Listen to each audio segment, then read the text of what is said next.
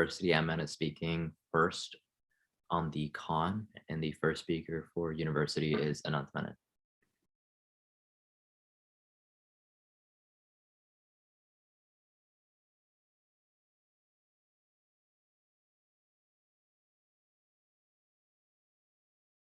Okay, cool.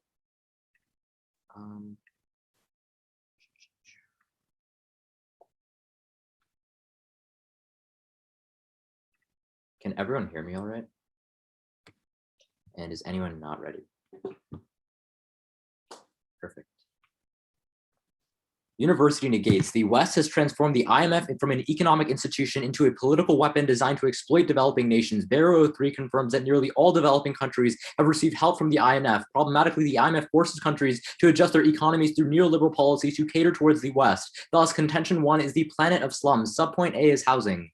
Rickards in 2019 finds that 100% of IMF loans since the 1990s have forced governments to cut spending on programs with the least political influential interests, slashing spending into pro-poor services such as housing subsidies. Mahmoud in 2010 explains that since the state can no longer help provide housing, housing supplies in the developing world rarely meet 20% of housing needs. Thus, Mahmoud concludes that IMF policies have proven to be an inevitable recipe for the mass production of slums. Subpoint B is ravaging rural areas. Reinsberg in 2019 writes that the IMF imposed changes to food and agriculture sectors in 100 countries. For one, Chandra in 2010 finds that IMF eliminated subsidy in Africa for food, pesticide, and fertilizers. With higher costs, poor rural farmers are unable to compete and are forced to leave their farms. Moreover, Sonkin in 2020 reports that IMF has played a pivotal role in enabling the financialization trends of rural economies through the financial sector deregulation, consolidating wealth among financial actors such as private equity funds who have little interest in feeding the world to seize public lands. Thus, Mariano in 2018 quantifies that IMF-enabled land grabs have pushed tens of millions of farmers off their lands and have helped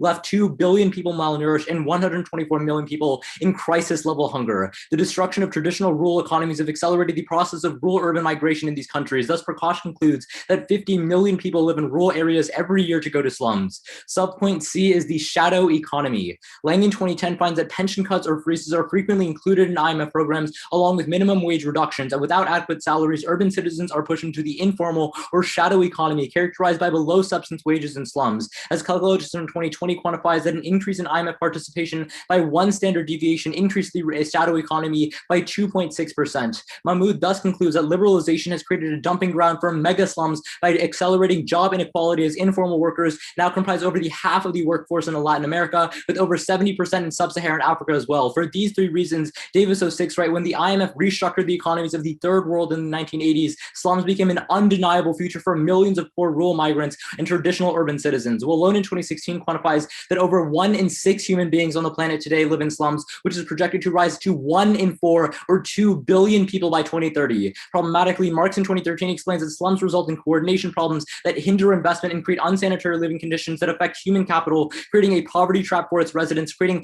2.6 times higher under 5 mortality rates than non-slum areas. Moreover, Johnson in 2017 explains that because of non-existent sanitation, dirty water, and close proximity to animals, scientists will fear that the next pandemic will start from slums, which Samuel in 2019 quantifies will kill 80 million people that can reverse all the economic gains made in the last 2 decades. Contention 2 is austerity. The IMF has doubled down during COVID, as Oxfam writes that 80% of loans push for austerity measures that result in deep cuts in public healthcare. Oxfam furthers that countries are encouraged to freeze or cut public sector wages and jobs, meaning lower quality healthcare, fewer nurses and doctors. In fact, the WHO in 2020 finds that by 2030, countries who are receiving IMF assistance will see a shortage of 695,000 doctors. Moreover, Ibram 04 writes that IMF reforms include the liberalization of drug prices that deregulate the pharmaceutical industry by importing branded drugs at enormous costs that soon displace domestic production, pushing local pharmacies into bankruptcy and pricing out the poor. As a result, a disease is running rampant, as Samba 04 concludes that in Africa, IMF structural adjustment programs led to the tripling of malaria deaths and resurgence of infectious diseases.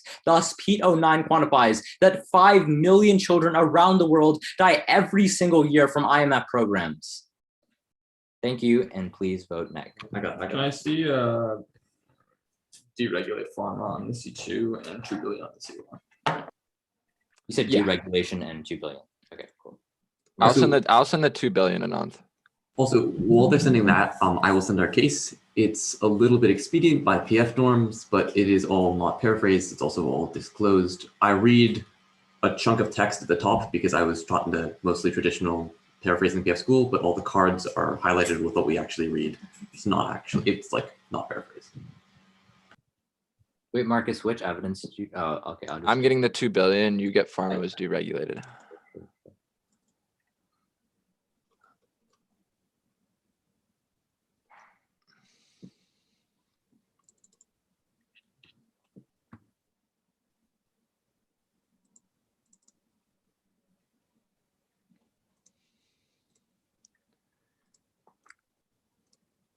So I just sent the deregulation. You can look at the part that says it's the middle highlight that starts with reforms. And then Marcus should be sending the other one. Okay, perfect. The overread case might look at that. Give me 1 second.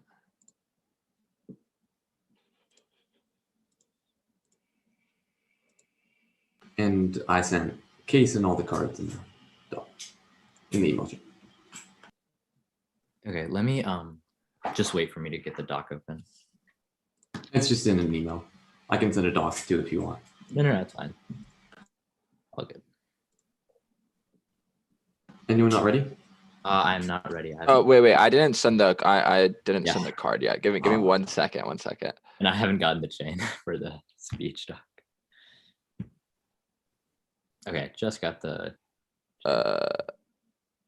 Okay, the evidence is sent now. That's a thick case.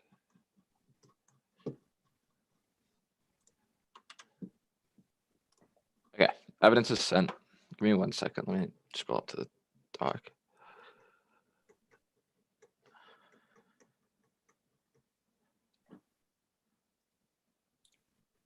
All right.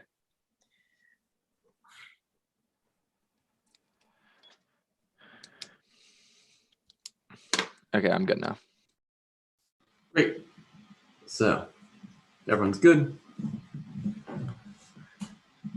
Time will begin now. We from contention one is the NPT. In 1999, the stability of the Russian government was threatened by a looming economic crisis. Stalin 1999 writes the default would have caused a severe crisis where generations of political internationalists would have disappeared from prominence. Stalin continues that the last thread tying Russia to the international system, including the NPT, was the hope that debt premiums would be refinanced. Luckily, the IMF solved the 1999 Russia crisis. Kramer 10 writes, the IMF worried about the political consequences in Russia of financial crisis and called together an aid package equivalent to $29.5 billion. Within a year, Russia had recovered and a decade of growth followed. Stalin continues, if the next Russian government didn't support nuclear non-proliferation, there's nothing the US could have done to counter a massive breakdown of the NPT. This would have caused a nuclear catastrophe. Mueller writes that the NPT is the cornerstone of nuclear non-proliferation. With NPT shattered, the most powerful weapon had by either none or all in the fundamental insecurity of states seems to be a dangerous precondition for proliferation. Regional conflicts would escalate to the nuclear level. Indeed, Durelec 18 finds that the NPT created the non-proliferation norm responsible for keeping the number of countries armed with nuclear weapons lower than 10. Garfunkel 18 finds that with mass proliferation, it becomes much more difficult to imagine crisis stability because of launch on war and deployment postures created by young arsenals when they are small and unprotectable. Overall, nuclear war causes extinction. As Star 17 writes, a nuclear war would end human history because for many years it would be too cold and dark to even grow food. Contention 2 is hegemony. American hegemony remains strong as Norlock 20 finds that scholars see continued U.S. dominance where the crisis of the last decade reinforced the centrality of the American financial power. This is centralized in the IMF. Sierra 21 finds that the countries with larger financial commitments have a greater say in the IMF. The United States has unique veto power and a seat on the executive board. Specifically, the IMF is key for use hegemony for two reasons versus dollar dominance. The IMF was created to cement U.S. financial hegemony after World War II. Longitwell finds that the IMF established a gold dollar standard, facilitating the global expansion of American banks, enabling a pure dollar standard to dramatically enhance U.S. power. Indeed, Reach 21 finds the dollar standing as the global reserve currency was established in the IMF. The dollar remains the world's preeminent currency, is widely used in international trade, 40% of the world's debt, and 61% of global currency reserves. Costigan 17 finds that the dollar in its reserve status is the most fundamental reason for the U.S. is a hegemonic power through subsidizing U.S. deficit spending for the maintenance of military bases and being needed to facilitate global trade. Independently, the switch to the dollar enabled the rise of fiat currency because it's the only economic system to peg every currency to a centralized currency, the dollar. Goldsmith 20 finds that the IMF was critical in transitioning the world from the gold standard to the current system of paper fiat currency. This constituted a major macroeconomic shift as Guilfoyle 19 writes that under the gold standard, states can't print more currency than its gold reserves without risking hyperinflation, therefore limiting spending to tax revenue and gold reserves. Indeed, because gold inhibits good macroeconomic policy. Eichmann 16 quantifies that the current standard deviation of inflation is less than 1/5 of the gold standard era, and there's a recession every 6 years instead of every 3.5. Grapher 13 terminalizes that 900 million people could fall back into poverty in a recession. Second is financial leverage. Oakley IV finds that the control over IMF credits allows the US to punish its adversaries and reward its allies. He furthers, the US uses funds to help allies maintain power, as balance of payments crises can be politically destabilizing because as incomes fall, opposition to governments can mobilize rapidly. However, IMF loans can reduce the severity of economic adjustments, preventing political opposition. Oakley terminalizes that the US Congress has passed at least 60 mandates to use conditionality agreements for specific American objectives.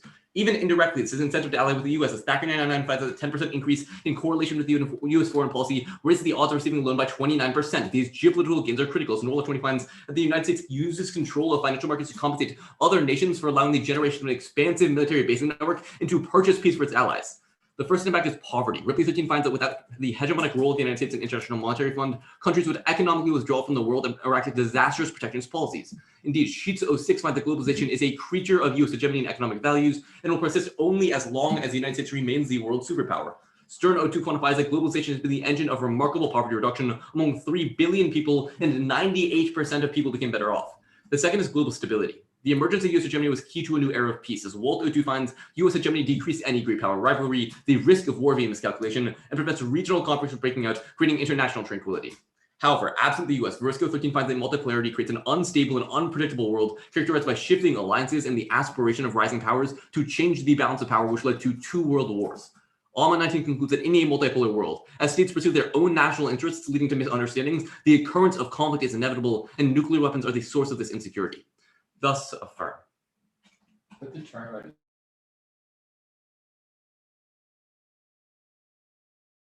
Cross. You ready? Yeah, for sure. Do you mind if I take the first question? Of course.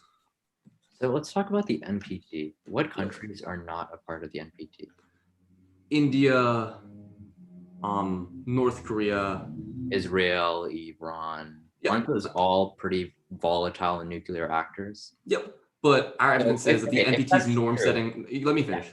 Our evidence says the NPT's norm setting specifically Yeah, is key so for the if that's- liberal world order's proliferation. Most of This these is states pretty- are rogue actors I or think they've you're just, like, withdrawn from the liberal world avoiding the order. question here. I think the key issue is the reason as to why those highly other volatile nuclear actors haven't gone to conflict is because they have their own set of nuclear doctrines and nuclear peace agreements. So my question is, absent the NPT, don't countries have the incentive to sign their own nuclear doctrines to prevent nuclear war from happening? So this is a misrepresentation of what actually happens when a treaty like the NPT fragments. Our evidence is very specific that the NPT is key for the norm of non-proliferation. Absent the NPT, people would succumb to their I'm fears of saying other that international actors. It doesn't and they would matter want to whether or create not more. the NPT I'm sure you can say countries have security interests, but countries are inherently more afraid of other One- nuclear actors than they want to have some small risk. Yeah, sure. If, that doesn't if there respond isn't an to my- international norm against non-proliferation, then any country is going to prioritize themselves and getting their own That- weapons so that they can that defend doesn't themselves instead respond of to other the countries. original question I posed. Yes, it is. Our that evidence is specific if that you there's no cut the number of actors NPT below 10, and 10 is probably much worse than 150 when you don't have the liberal world order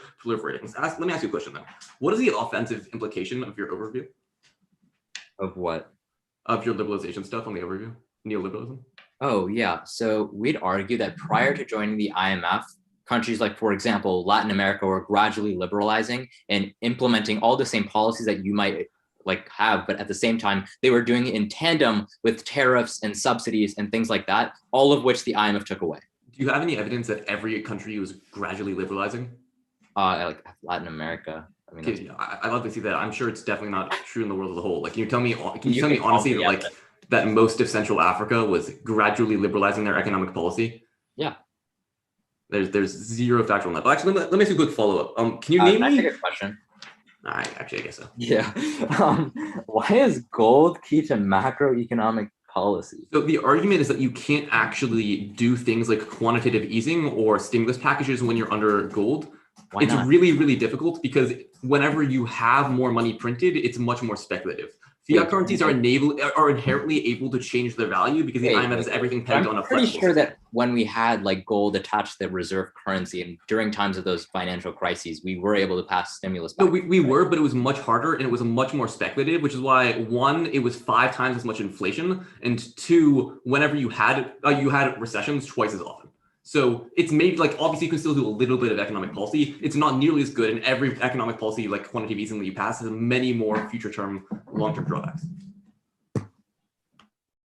Okay, Marcus and I will go into a call. I'll let you know when we start running prep. I'll call you Marcus. Starting prep.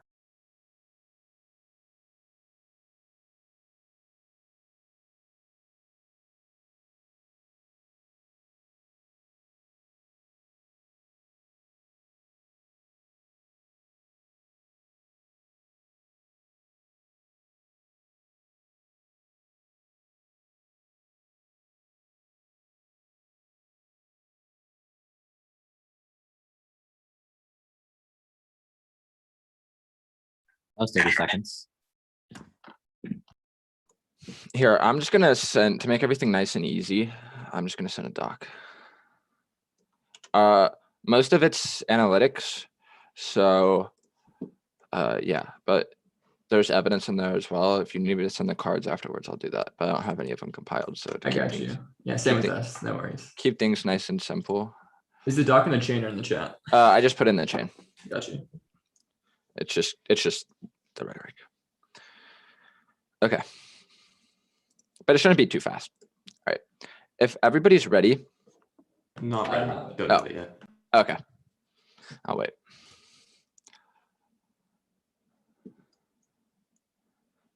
Just got it. We're good. Okay, beautiful. All right, just on the case. If everybody's ready, then let's begin. On their first argument about Russia, they say the last thread tying Russia to the international system is the hope of debt payments being refinanced. This doesn't make any sense for Russia. After the fall of the USSR in the 90s, their economy was in a rut. They wanted to reform themselves and open up, meaning it was inevitable. B, our argument on neoliberalism basically ends their case here because countries like India, Pakistan, and Iran are all rising nuclear powers that have been alienated and crushed by IMF structural adjustment policies, destroying their countries and political stability. They say the IMF solved this Russian crisis. Their own Kramer evidence says that the 1988 IMF bailout propped up the Russian exchange rate and enriching bondholders who got out early, forcing Russia to pay back creditors, including the IMF. By August, Russia defaulted. In fact, their own evidence concludes that in Russia's case, the IMF bailout did not work. It says that decades of growth was a result of Russian bank policy, not the IMF. Two, there's literally no warrant why just an aid package got him out of the recession. However, if you default, it doesn't matter because Yafty in 2011 finds that if you default, growth is positive after 1 quarter because investors always want to access a country's assets. Then their SOCOP evidence says that NPT would have broken down. Why? They don't give you any warrant why smaller countries start rapidly proliferating. Absolutely no warranting here. Then they say if the NPT is shattered, it leads to mass proliferation. The NPT hasn't prevented proliferation. India, Pakistan, and now Iran are all going crazy and rapidly proliferating. That's because Kaplan in 2005 finds that because there's no punishments for leaving the NPT, Iran is able to acquire the materials to build the nuclear bomb under the NPT and then leave. But second, the NTI finds it's non-unique. There are 5 other multilateral treaties that prevent nuclear proliferation, such as the TPNW. They say nuclear proliferation is bad. First of all, it didn't cause anything during the Cold War. They need to have a unique incentive why this is true. Second, we'd say prolif is good because it forces irrational leaders to act more rationally to prevent self-destruction. That's why there's no conflict in North Korea, Israel, Pakistan, and India that have countries that have recently proliferated in the last couple decades. They say it causes extinction. First of all, we'd say just one strike here or there wouldn't actually cause extinction. Absolute terrible warranting on their impact evidence. Second, prefer us because you know what's going on. 2 billion is going to end up in slums. Ignoring that in the face of threat construction is dangerous. On their second argument about hegemony, first of all, their Norloff 20 evidence is completely incorrect. With the U.S. is not a strong hegemon. China is in rising power right now with economic growth and alliances, but then you can turn it because the IMF is IMF failure. If we win our link, the ACG 20 finds that countries have started to turn to China and Africa for increasing loans, meaning the IMF is causing China to increase its power. But then they say the U.S. has a seat on the executive board of the IMF. This is also not true because China's vote share is rising because of their economic growth. On their argument about dollar dominance, first of all, this is a product of U.S. dominance after World War II. Literally every other major power's economy was in the gutter, and it was a natural reflex to demand U.S. currency and the primacy of the dollar and the U.S. economy and the global economy. They say the IMF caused the dollar as a reserve currency. There's no warrant as to why this is true at all. What did the IMF do in this period to make it happen? Nothing at all. They say the dollar is the most fundamental region why U.S. hegemonic power, because the U.S. can deficit spend for military and global trade. This also makes no sense because China is having boosted military spending and can deficit spend. You just need a strong economy do so. On the rise of fiat currency, one, you can peg your currency to literally any strong currency. Two, paper fiat currency has nothing to do with the IMF. That's just due to financial development worldwide. They say inflation, they said the inflation was higher under gold. Their evidence was literally talking about an oil price shock that caused a global recession, nothing to do with a unique fact on gold. On their argument about financial leverage, again, the US can have financial leverage without the IMF. Just look at China with the BRI and debt trap diplomacy. Turn US financial leverage is bad. Zoffer in 2019 finds the US's dollar status as the global currency affords America unrivaled sanctioning power because access to the dollar is a necessity for global trade. The US can unilaterally cut off nations from financial systems, halting their access to dollars. That's why Flowers finds that there's sanctions on 39 nations, and Hanania 20 terminalizes that American sanctions have killed millions. This acts as a link turn because during sanctions, countries turn away from the dollar. This empirically happened with Russia. They say globalization is good, but Pineo finds prior to IMF involvement, countries had high growth as they slowly removed tariffs, developing domestic industries, with Latin America sustaining 5.5% growth. However, after IMF intervention and rapid liberalization, they got outcompeted and their domestic industry was collapsed, having one of the lowest growth rates across the globe. Thus, you should negate. Okay, we're gonna take rep. Wait, first. Sorry, Thea wants to say something. I also, to be clear on the doc, I did Yeah, not get I to know, the I got last you. thing about US military hedge being good. Great. So before we take prep, I want to see the Pineo evidence. Yep, you got it.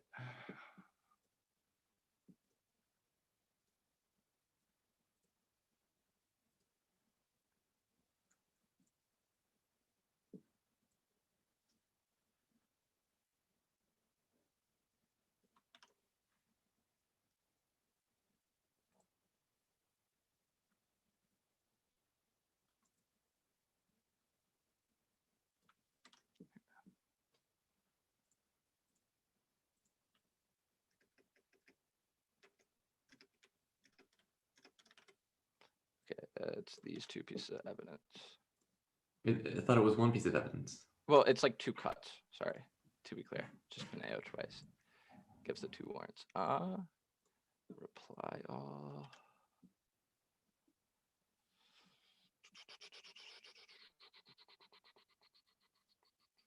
Where was the other one at?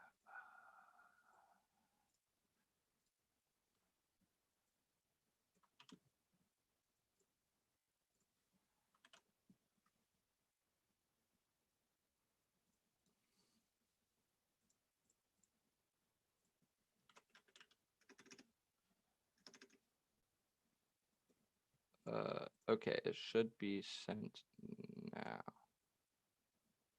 Great. We We'll know start you prep got when we it. get it. Yeah, let us know.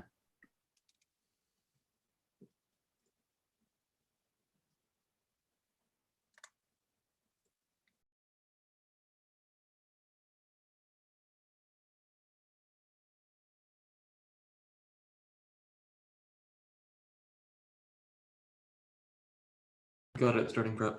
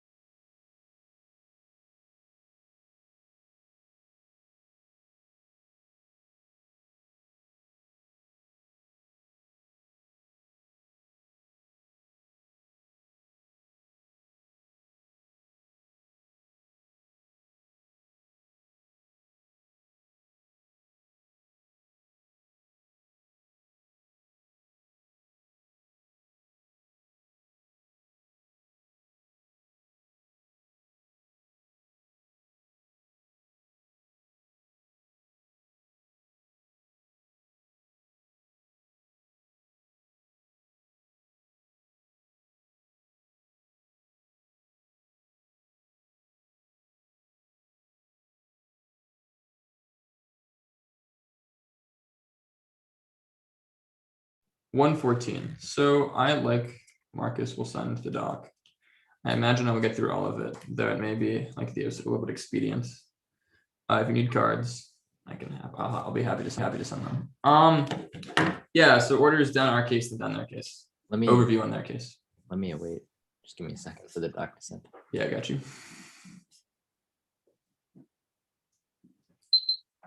Hopefully you will make it. Yeah, I got All it. right, so I think it's done.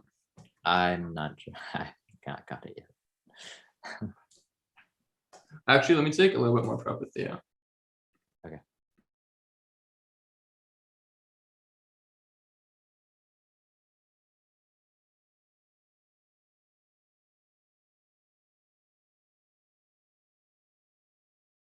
Okay, that's 15 more seconds. So Then we're good.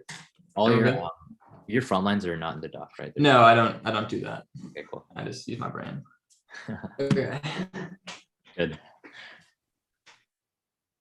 We'll concede all the defense in C1. Don't let them get access to the turns on C2. The first thing they say is their hedge is decreasing. No evidence they read indicates they don't even read evidence. Our normal evidence is that the rebound from COVID means that our hedge is strong now. There's no counterfactual. Then go to dollar dominance. The first thing they say is there's no warrant why the World War II we had to be the reserve. One, the IMF did create the reserve, so it's still an automatic policy. The resolution asks what the IMF did do, but two, there's no reason why we need a reserve in the first place. The IMF is the only one who pegged it. Then they say there's no warrant why the IMF made us the global reserve. The longer evidence says the IMF created the flexible peg system from the dollar to gold and eventually enabled us to be the global reserve currency. The last thing they say is that there's no warrant as to why dollar is key to hedge because China spends 1/5 of what we spend. And the Norlov evidence is that our dollar is key to hedge because it allows us to do things like spend a lot on our military and enforce our hard power, which is the reason people respect us. Go to the sanctions DA. We'll concede it, but it has no weight impact. Our argument is much better because we lift 3 billion out of poverty. Go to the globalization impact. They say that IMF loans increase poverty. One argument is about IMF loans is about globalization generally being good and being backed by the dollar, but two, these arguments are from the NAFTA topic for a reason. They're A, about NAFTA, and B, this evidence is also about Latin America. It's not holistic. On stability, the argument is conceded. There are literally 3 analytics who are responsible to a nuclear war and semifinals at the TOC. This is not a round they're going to win. Go to their case. They talk about gradual liberalization. Way 06 that all the 99 countries that have taken IMF loans wanted to liberalize before that. When they took IMF loans, the IMF didn't shift anything. Group their first two contentions. All of their arguments are about spending. But Bergensen 98 warns that after the IMF, the market would be left to resolve crises. Crucially, the volatility of private capital markets would worsen currency volatility, resulting in sharper recessions. This alone wins us the round. In a world where a default country to be devoid of their investment for decades, in every part of the round, their economy would tank. Bergensen further said, absent the IMF, deeper crisis would require harsher trade and capital controls. This further turns all of their austerity arguments. As Rogoff 02 finds that countries approach the IMF during crises already needing to implement austerity because the IMF lends with the fewest conditions. Those IMF loans release austerity. Sakagi 18 writes that IMF assistance austerity would have been even greater due to fair IMF lending terms. On their C1, their first subpoint about housing. One, their impact is about developing countries that are already primarily rural. This wouldn't have housing. They wouldn't have housing subsidies along with many other programs mentioned in the case. But two, the Mahmoud evidence is that it was neoliberalism that spread anti-housing practices, but that's non-unique. Evans 13 writes that because 20th century communist states stagnated and collapsed, it killed poor countries' perception of status. Policies were pushing them towards the neoliberal model that already existed in American economies. On their second argument, agricultural privatization. One turn, a Dow 19 writes only 2% of IMF conditions target food and agriculture. This functions as a turn because 23% expand government capacity, while only 8% target subsidies link turning their case. Two, turn it as debt relief enables food investment. As Archibald 21 comes to countries that get debt relief under the IMF use to save money to spearhead agricultural reform, which cut poverty in half in Uganda empirically. Three, turn it as protectionism causes famine. Reuters 18 finds that opening up trade prevents the domestic supply disruptions like climate change from becoming famines. On their third subpoint about the shadow economy, one, delink it as Alexander 19 writes, the shadow economy is slowly shrinking, which means alt causes are solving backward right now and it has no impact. But two, turn the IMF reduces the shadow economies. Lance 20 writes that the IMF enforces good reforms for transparency against money laundering. Democracies under IMF arrangements appear to reduce the informal economy. Prefer this to their case because it's a meta-analysis of 140 countries. On the pandemic impact, Africa is solving back right now for poor slum sanitation. ADBG 20 reports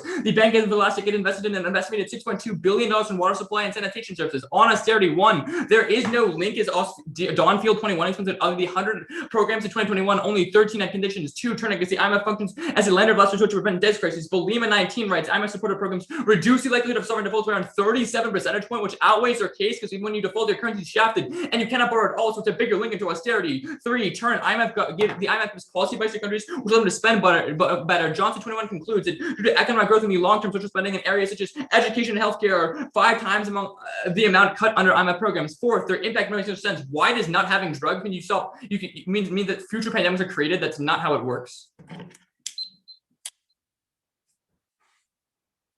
Can you send like this volatility thing at the top? Yeah, you can send that. Do you need it before Chrome? Yeah, we're gonna take. Okay. And then can I also get the way evidence about liberalization? Yeah, Theo was in both.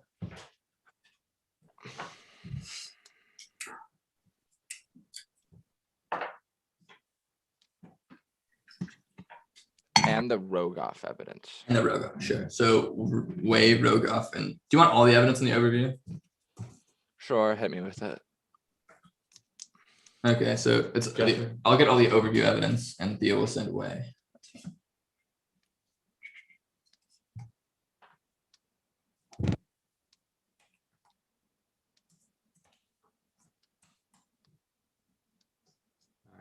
I'm Okay. sending away.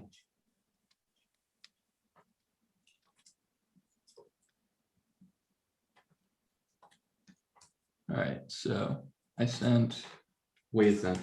Wei is sent. I'm sending Rogoff now, and then I said yeah, I'll get Rogoff. Yeah. Yeah, I'll send Rogoff and Takagi. So the overview is also sent. Oh, Okay, good for cross. we're gonna take prep before cross, but finally, can you send that Africa solving for pandemics? Theo can send that. Okay, cool.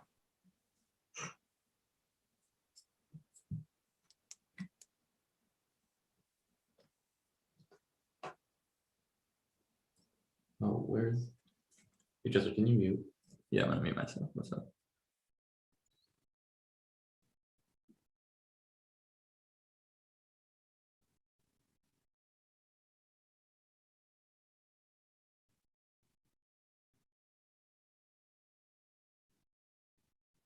Sent. Everything should be good.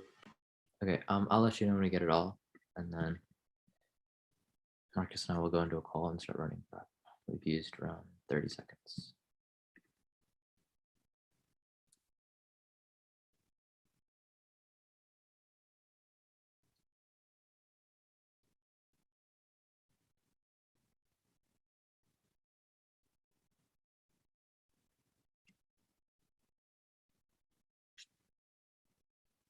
Okay, cool. So Marcus and I will go into a call.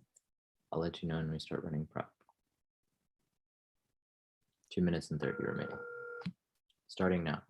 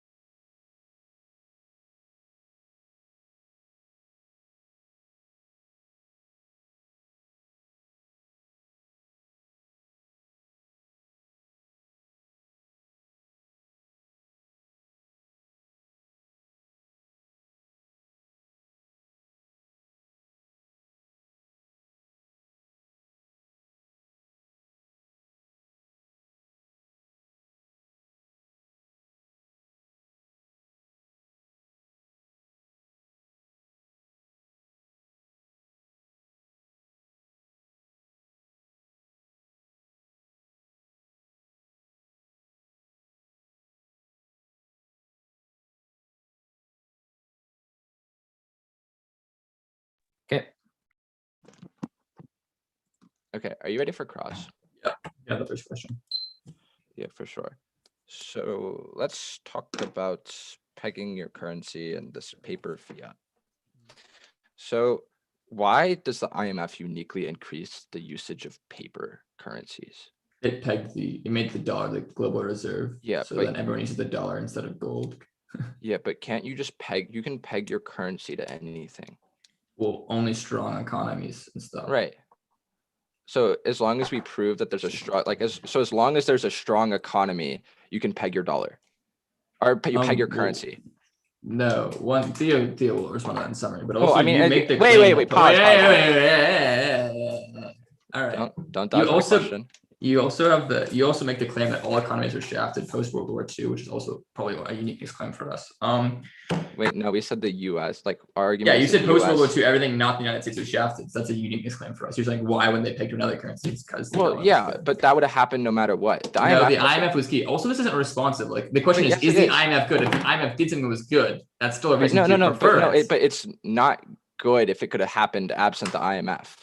We don't think it happened after the IMF, but even so, I still think it's good because it did happen with the IMF. That's our thing. But Like for example, that's the same thing as your non. if I give $20 to charity, that's still a good thing, even if Theo could also give $10 to charity. Just because I do it, like someone else could have done it, doesn't mean what I did is not good. That's the question. Yeah, sure. Okay. Yeah.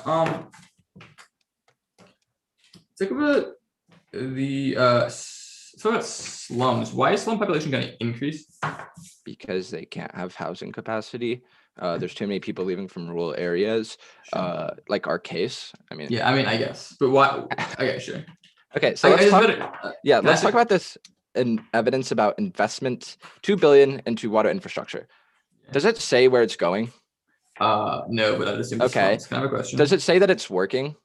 I'd assume so. It's very No, it recent, so doesn't say I that. don't think, It I don't just think says it's a they spent reasonable- money. I don't think it's a reasonable burden to ask of us considering how recent it is. Can I ask a question? Just because it's recent doesn't mean it's doing anything. Well, I could mean, I obviously, could I think personally it- go write an article that says the IMF is the worst thing And that ever. Just claim is because I so wrote bad. it, No, just claim because is I like- wrote it today does not That's mean such it's a good. bad argument. Like I can make an That's article. what So it's not that's what true. you Like, that's what Then you just your said though. case is No, falsifiable. No, it's that's what you just said. You're like my evidence is new, so believe me. No, I'm saying that I can't prove to you that it is working because it's new. Let me ask you a Okay. question though. Let me ask Yeah, you a sure. question though. Yeah. Cool. Why were no countries liberalizing prior to IMF involvement? No. To be very clear and make this clear for all the judges, they were liberalizing. The rate of liberalization was a lot different. The way they were doing Okay. it was they were following large clear- industry countries that had subsidies and they Got it. slowly started Mhm. to take them off. They could got protect you. domestic industries at the same time, but now with the IMF, that ladder was completely kicked away and they were crushed and outcompeted.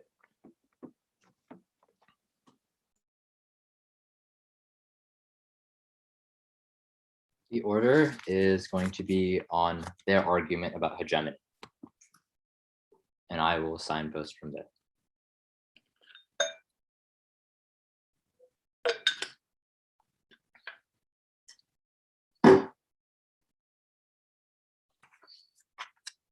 You repeat the order. Starting on hegemony. Is anyone not ready? Perfect. The thesis of their argument is that the United States hegemony is increasing because of the IMF, but coincidentally, they've conceded all the top shelf responses that says that China's hegemony is also increasing. The only response that we get here is only quote, there is no evidence for this. There's 3 responses that none of which are responded to. First, we indicate that because China's vote share is increasing in the IMF, hegemony is going down. That is unresponded to. But moreover, we indicate that China is a rising power due to their economic booms. That is also conceded, both of which are carded. And the implication is A, this means that hegemony does not matter because US hegemony is going to collapse in either world. But B, it means that if it's true, their impact should have already happened. Insofar as it hasn't, don't buy it. But let's go to their arguments of financial leverage and dollar denomination. You can extend the response on fiat currency that none of their evidence has to do anything with the IMF, but rather it's about oil shocks in the 1990s that led to this dollar denomination and financial leverage. None of their evidence is specific to the IMF. Do not evaluate it. But finally, you can sign your ballot for the neg when they've essentially conceded the US dollar sanction turn. We indicate that because the US dollar is so important to these countries, as a result, they often get sanctioned. They can't get any sort of imports or any sort of currencies or anything like that because they're so attached to the dollar. That is why 89 countries have been sanctioned by the United States and millions of dead. They say there's not weighed. Yes, it is. It links turn every single all of their arguments because they've also conceded that countries are starting to turn to China instead of the IMF. That is really important because if countries are turning to China and not the United States, US hedge has collapsed.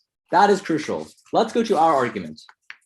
At the top, we indicate that prior to joining the IMF, countries were on a pace of gradual liberalization. They say at the first response they extend is that these countries would have liberalized in either world. But Marcus makes the analysis in Crossfire that it's at the rate of liberalization, insofar as these countries were gradually liberalizing with tandem in subsidies and agriculture sectors and tariffs. But as soon as you join the IMF, that all goes away. Finally, it's to spew this huge volatility crisis overview and this Rogoff evidence. But all it is linked to is debt crises. And they've also conceded that debt crises do not matter per the Yada evidence that indicates that investors will always push off the debt because they're always interested in the assets that country has. That is why after 1/4 of a debt crisis, countries have started to see increasing investment. Let's go for our argument about housing. We indicate that 100% of IMF loans since the 1990s have forced cuts in spending. They say it's only rural areas. No, it's not. Places like India have huge urban areas that have huge slums as well. But then they say it's the 20th century. No, it's gradual liberalization that has forced this thing to cause. But moreover, in capitalist societies, there's also housing subsidies there. That is really crucial because these 100% of loans that cut housing subsidies have left over 20% of people without any sort of housing. This is devastating because it leads to the rise of slum where millions of people leave their country every single year to go to slums, which is bad for living conditions because it creates unsanitary conditions leading to the next pandemic that can kill 80 million people. They just say Africa's fixing the problem. One, they don't say where it is. Two, it's not even specific to slums. Three, they don't say it works. But on the weighing, it's pretty simple. We link into all of their arguments extinction because pandemics can cause mutually rapid mutations that can cause huge amounts of death that can lead to extinction. That's a better link to their case because A, it outweighs on probability. You haven't seen any sort of nuclear war happen, but you have seen pandemics kill millions of people. And B, it outweighs all of their other turns because food subsidies doesn't matter because if 2 billion people go into poverty, it's more bigger than whatever food famine or whatever turns the IMF out there. Can I see the evidence that pandemics are extinction? Yeah, sure. Let me go to debate.cards real quick.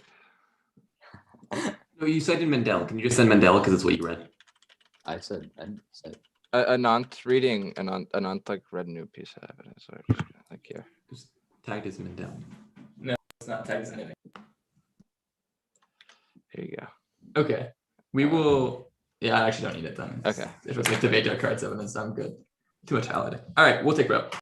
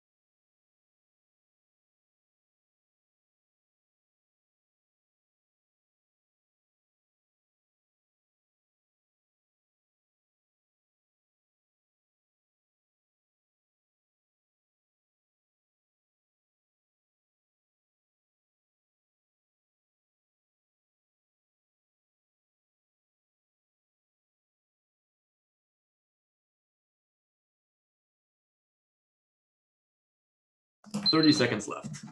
All right.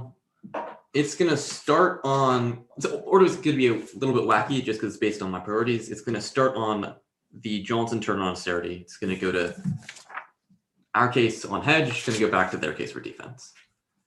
Anyone not ready?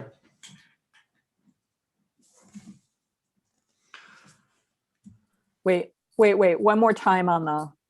Sure. So it's going to start on the Johnson turn on austerity, going to go to our case on hedge, going to go to their case on housing.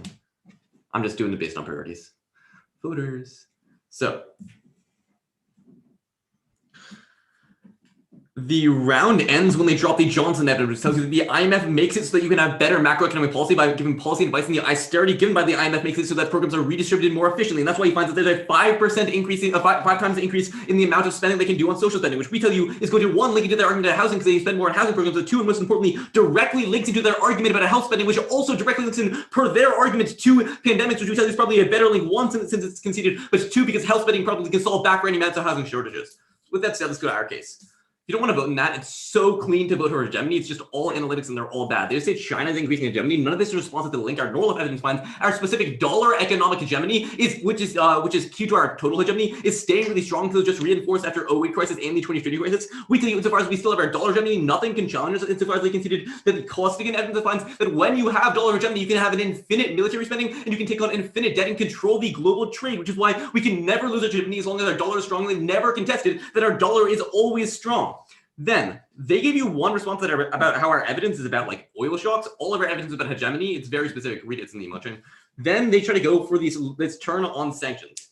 This is a very poor strategic decision because all of these sanctions turn is just a function of globalization. Sanctions just being cut off from a globalized world. Insofar as they conceded the stern evidence that 3 billion people are lifted out of poverty from globalization, we're obviously outweighing on magnitude. They try to link this into China, but we tell you, one, our argument is retrospective. Even if China is getting hegemony now, it doesn't matter. We've had 50 years of 3 billion people being lifted out of poverty, and there not being nuclear war, which we tell you is worse if it happens earlier. But secondly, we tell you, even if they're turning towards China, as long as we have dollar hegemony, we always have hegemony. Our Costigan evidence is very specific. With that said, the link is considered. Our longer evidence finds the IMF was key towards pegging everything towards the dollar, which let us have dollar hegemony in the modern world because we're the reserve currency, which is important because, again, our Costigan evidence finds with this dollar hegemony, we can maintain our hard power, we can control the world, we can never be usurped. And this is important for two impacts. One is our first time in poverty. Our Ripley evidence finds without the United States economic model, people would withdraw from the world. But absent that, our Stern evidence finds globalization has decreased poverty by 3 billion people, and 98% are better off even with their turn to liberalization. We tell you one just outweighs clean on magnitude. 3 billion people is obviously the most contextualized, but just 2 on scope. They can only give you like 1, 2 on Then on stability, we tell you this is easily the best way to vote into nuclear war insofar as this conceded of risk evidence finds if we were in a multipolar world would make it inevitable miscalculations insofar as every state is aspiring to be the next large actor, but our all evidence finds that this conflict would happen because when you have the US this would create inevitable conflict, and this conflict would go nuclear because of the fundamental insecurity between nuclear states. With that said, let's go to their case. Start on the way because it's the most important. It's too late to bring up new links into extinction. They don't even give evidence for it. If they wanted to, our Daija evidence finds that no pandemic can ever cause extinction so far as it just burns out because you can't have both a high magnitude pandemic and a high spreading pandemic because it'll just kill its host. But even if we tell you nuclear war is a better link insofar as one, our link is retrospective, could have happened 50 years earlier. But secondly, we tell you that this is much better insofar as our star evidence is actually contextualized into extinction. They haven't read evidence on this ground on why pandemics cause extinction in the first place. Okay, wait for Grand. Yeah, let's do it. Marcus, you want to take the first question? You can announce, be my guest. Okay. Take a question if you don't want. I mean, if you guys want a question, that's fine as well. All right. Sure. So, what's the terminalized impact of your argument at this point? 2 billion people in slums, increased death rate, poverty, setting back development. So, there's like a laundry list of arguments we have. So yes, The impact level. your impact is 2 billion people in slums. And then Even if you're in a slum, even if you're in a slum, can you be both poor and richer in a slum? What? No, you're still in poverty. Yeah, but like Poverty. if You're in living like, below if- subsistence levels. If there's why is everyone in slum like in a poverty? Insofar as like Because they Because they're shut- living quarters, B, unsanitary conditions. actually no, a better C, question is there's close proximity to animals. a better question is like Hell. how many people were living in slums before? Oh yeah, this is a good question. So the Davis evidence answers this, that finds that in the 80s, yes, slums were a thing, but the rate of slums became like an impeccable future after the IMF. Like it became so uncontrollable. And then that's why the Lonan evidence uniquely finds that it's about to be 2 billion people because of neoliberalism. But even more important than that, like we'll obviously contest that, but even more importantly, how many people were living in destitute rural areas before? I mean, I think you should have read some evidence on this like previously. Well, it's in the billions, right? Like most, like before globalization happened, people Actually, they weren't in cities. They were no. destitute. They didn't have any connections to global technology or global wealth. Okay, or global resource chains, right? no. Also a misconception. Ananth and I were doing some reading yesterday, and the Lonan evidence literally says that these people would rather be dead than living in slums. Like they'd rather go back to the rural areas than live in the slums they live in today. Just taking a step back, did you just tell me that the people you're talking about would rather be dead than alive? Isn't Yes, that I'm imagining that's pretty offensive rhetoric if you're living in a slum. Like, are you just telling me people in slums that's would what rather like that? It's literally hell on earth. Like it's not like offensive. It's a fault of neoliberal policies. Like the Wallonan evidence concludes that like it is literally hell on earth, and people would like do not want to live there. Well, why is it hell on earth? because I increased explained disease the spread. point. Yeah. You don't- wait. It's hell on earth because they don't have I access to don't resources, understand right? the where you're going with these questions. We say that slums in general, and this hasn't been contested, that they're a pretty bad place to live in due to the No, close I'm just proximity confused with why host slums are animals bad and in a way that unsanitary. globalization isn't also bad. Like it's the same problems. It's a lack of resources, it's a lack of technologies, lack of priorities, right?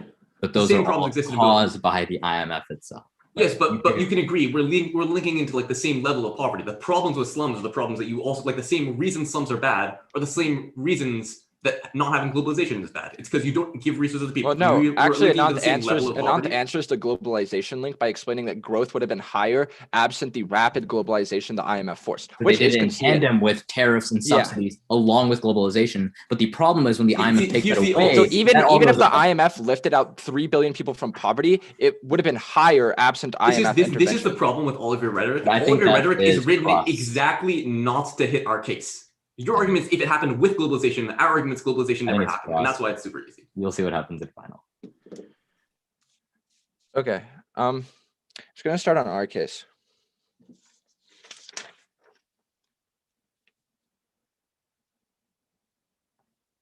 Our link is 100% conceded that since the 90s, 100% of IMF loans have had cuts in spending in pro-poor housing. And because Mahmoud to 2010 finds because the state can't provide housing supplies in the developing world, it only fits 20% of the need. The IMF policies have been proven an inevitable recipe for slums. One, this probably answers a pretty good defense on their turnabout increasing infrastructure spending, because we tell you that even if it slightly increases, because you've completely cut state capacity for housing, this outpaces any increases in infrastructure and social spending from the IMF.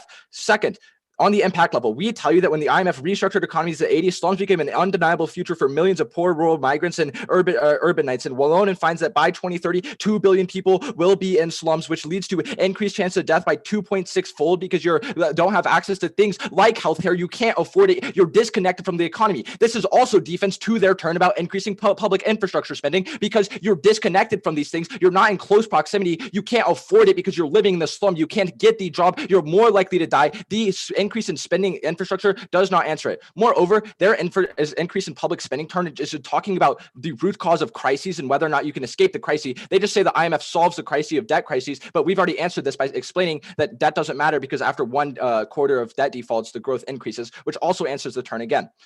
Okay, they've also problematically conceded that the rate of liberalization across the globe would have been a lot better absent the IMF. The Pineo evidence explains that the IMF uniquely kicked out state subsidies, which were crucial to protecting domestic industries and would have had a lot higher growth absent IMF. This answers their globalization turn because it explains that globalization was already happening. It's just that the IMF forced too rapid of a rate, which means that poverty levels would have been a lot better absent the IMF. But on their case, there's a lot of issues. First, on the turnabout, we're going to go for the sanction turn. It's 100% conceded that the US dollar is used to imply sanctions on 39 countries, which is actually turning their argument because the countries are turning away from the US and pushing towards China, which is going to collapse the US hedge. That is carded evidence. You should call for it.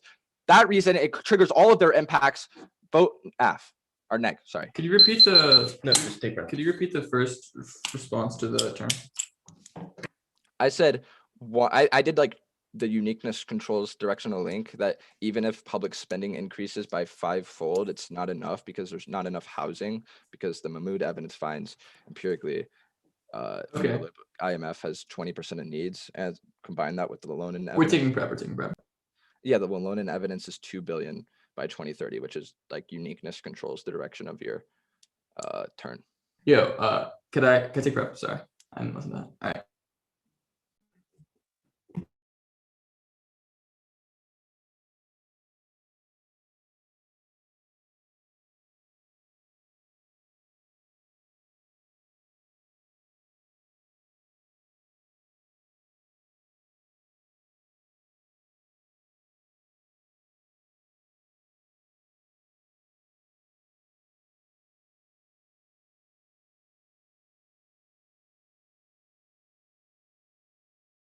Okay. Impact space, yeah. Okay. I don't have that doc. Just read all of it. Sorry. Okay. So the order will be hedge in their case. They have conceded that extinction is the biggest impact in magnitude, and they do not make a link into extinction in final focus, which you evaluate our case on hedge first. Luckily, absent this DA that is not implicated to our case, it is conceded. Extend our argument of dollar hegemony. It is very simple. Our argument is that when the IMF created the pegging system of every currency to the dollar, enabling a dominance of our dollar in debt, trade and reserves, which are Reeves evidence finds, is still strong today. The Corrigan evidence finds has enabled the United States to finance our military through infinite debt and global trade, enabling our hegemony. Two impacts. First, the economy. The United States was the first country pushing for a globalized world, and absent this push from our hegemonic position, Ripley finds the states would have revert back to constant nationalist pushes to have protectionist economies. However, under the United States economic model, Stern finds that 3 billion people would have lifted out of poverty and 98% are better off. Let's answer the sanctions, DA. 1, it is not warranted in final focus. 2, they consider that our argument retrospective. Even if some people are going to poverty now, we say 3 billion have lifted out of poverty in the weighing calculus on that obviously supposed app. But 3, their argument is they don't make an implication of why this means that countries are turning to China in final focus. So there's no turns case argument on our thing. So you can go to our second impact about extinction, and it's also conceded the biggest impact in the round. They conceded that absent the United States, we will be focused on unstable multipolarity with a Risco finds that dozens of actors would aspire for hegemony and risk international conflicts or miscalculation proven by the 2 multipolar world wars, which Ahmed finds conflicts would inevitably go nuclear in the modern age, with star evidence that would block up the sun, causing extinction. Yeah, so the round's over. You can't make bad analytics to an extinction argument in semi-states USC. Go to the turn. Oh, go to the Wang. They say globalization was already happening. Their evidence is from the 90s. Our argument is that in the 40s, globalization took place because of our globalization took place because of the hegemony. Our case prerequisites the entirety of their case. Also, extend the turn. All the tests are new and final focus, so don't evaluate them. Extend the Johnson evidence, and the IMF gives better policy advice on infrastructure spending, which is why in the long term, it's a 5 times increase in spending, which means that there's more spending for housing and more spending for education. This outweighs our case A on strength of link, but B on time frame. As you say, even if there are issues now in the long term, governments get better policies, which solves back for them. So we're winning a better link to their case. Good round, Joe. Thank you so much for judging. Good round. Good round. Yeah, good round. Thank you for judging. Good round. We'll go make a decision and be back with you soon.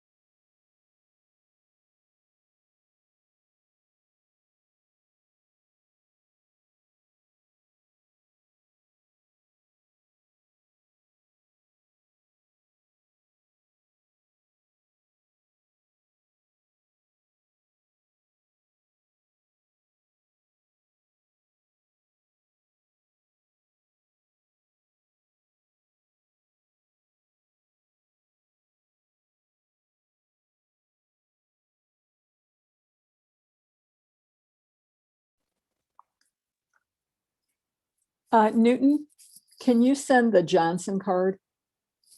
Yeah. Thank you.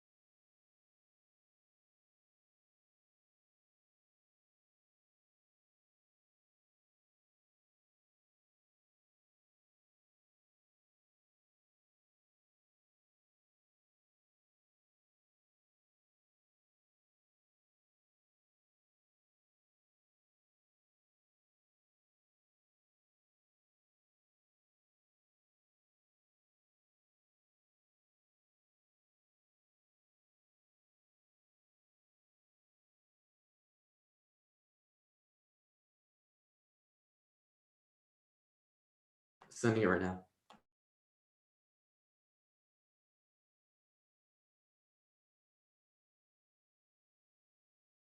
Card is sent. Thank you.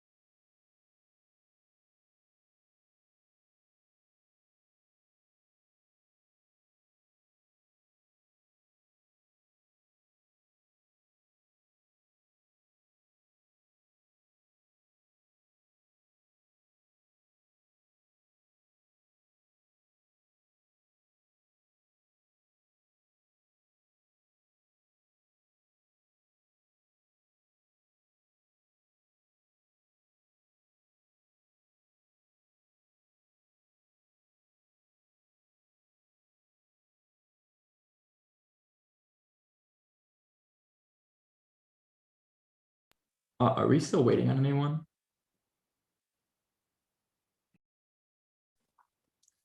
It's reading that the panel decision is incomplete.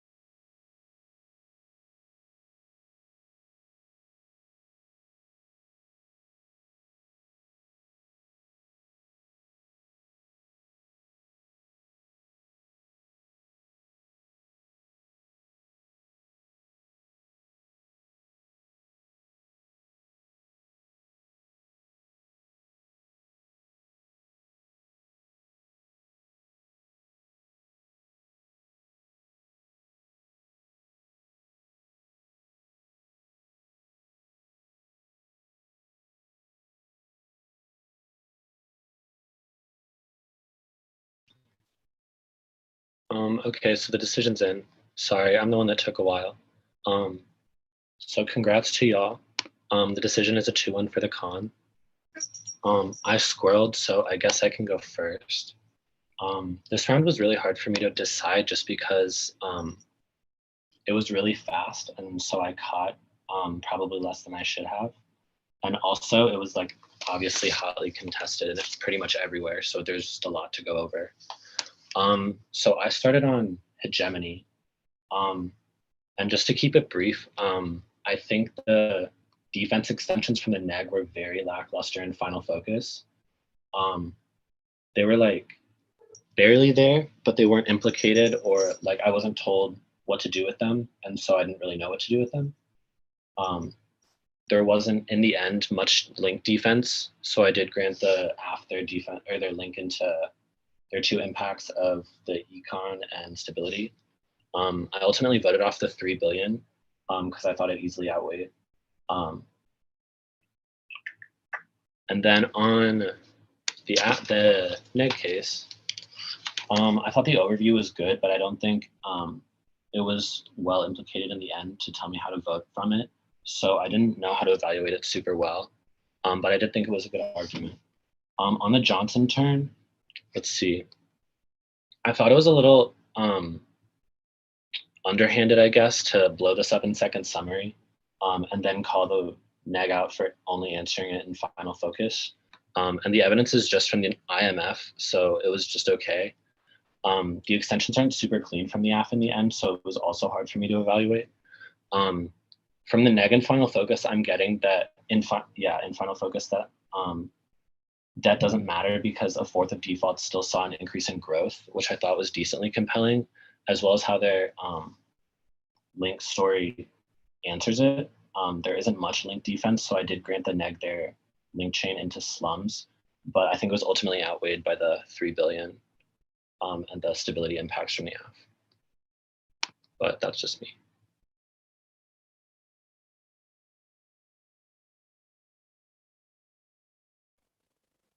Matt, did you want to go? It's up to you. Sure, I can go or you can go, whatever works for you. Doesn't matter. Okay. Yeah, I can definitely. So for me, there's a couple of issues. I'm just not really convinced that by the AF that the resolution should be adopted. I'm getting these like countervailing interpretations of the world on each side, and the way that the AF is describing them to me doesn't, I mean, it feels a little bit more macro. You're getting really into some aspects of like currency and stuff like that, but like the link story on Russia just doesn't make a lot of sense to me. and it makes a whole, like, the story makes so much more sense on the neg side on the slums, and I'm getting some like questioning, like, so I understand the argument about the 3 billion. I will say, like, I don't think either team does like the best job of like telling me how to vote in the end. You're kind of just tiptoeing around each other's stuff. And then, I mean, I agree with Dylan, like some of the extension at the end, by both teams, but the neg too was like, it's kind of tough to see who wanted to win this round. So I'm giving, to me, the link story from the negative on slums makes a lot more sense. And the I can pull a couple of different arguments that happened on the Russia story, on the Russia story about IMF being involved in destabilizing it. And I just don't, I mean, I don't know. It's not explained well to me from the affirmative of how we get to this point. And then on the argument about the 3 billion, I mean, I reread that. It doesn't say what you're saying it says. And I really, and then, at the end, you say,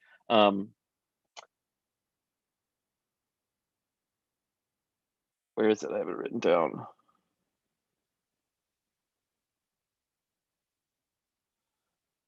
Yeah, like I have the thing written down about like the story on hegemony, like we'll control the world, we won't be usurped. Like that's just not like necessarily a serious take about how like the hegemony scenario works, or how it works just in general. And I just, tying it just directly one-to-one, like linearly to money, doesn't make a lot of sense. And I think Negative's doing a better job telling a story of how just your interpretation like would connect to China being the actual hegemon for various reasons. I don't have a lot of responses out. So this comes down to me on this 3 billion lifted out of poverty thing. And in the end, I have two different lines. It's like, regardless of what's happening now, with like the IMF lifted 3 billion out of poverty. The card doesn't say that. It says there's like an involvement in it. And I have a much more clear scenario of how slums are worsened by the IMF involvement than I do in whatever nebulous way IMF is lifting people out of poverty, because it just seems like a lot of talk about foreign investment, and that's not generally going to the workers themselves that are in these countries. It's generally like extracted out by those corporations, right? And there is, a lack on both sides of telling me this story. So it's inviting an aspect of intervention and to have me like try to figure out what you're saying, what the scenarios are. So in the end, for me, negative scenario makes more sense, and it's extended enough, in the end for me. Basically, it's more sliding towards a presumptive vote. I don't think anybody really necessarily wins this round, I guess, would be the best way to put it.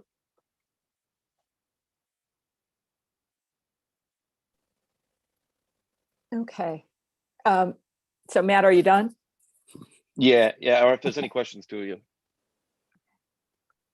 So Matt and I see this, I think, similarly in terms of the round. I thought that the back half of the round on both sides was far too blippy. And I think that there needs to be far more work done, particularly in terms of the comparatives between the two sides. And that helps you to tell the story, as Matt said. And so I think that what I end up doing is I think that the story on neoliberalism leading to the increase in slums and the effects that come therein is pretty clear. And so I give that to the con.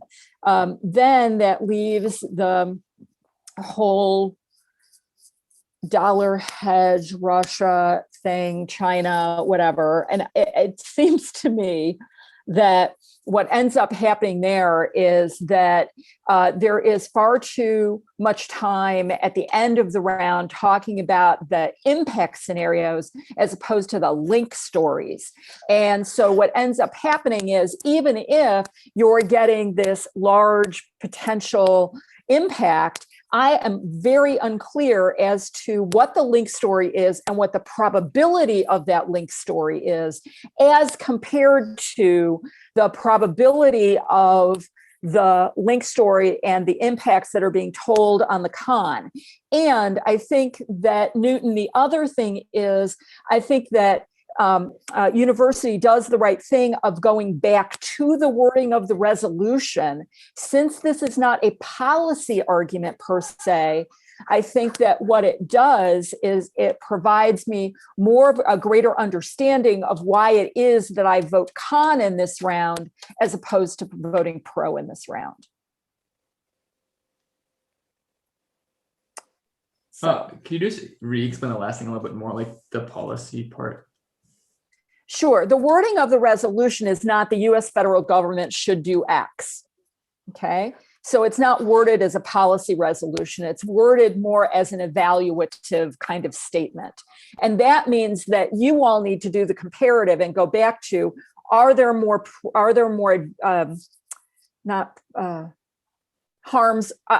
advantages versus harms, right? Benefits versus harms. And that, I think, helps university to solidify the story that they are telling, because they do that. Does that make sense? Yeah, that makes sense. Thank you guys all so much for judging.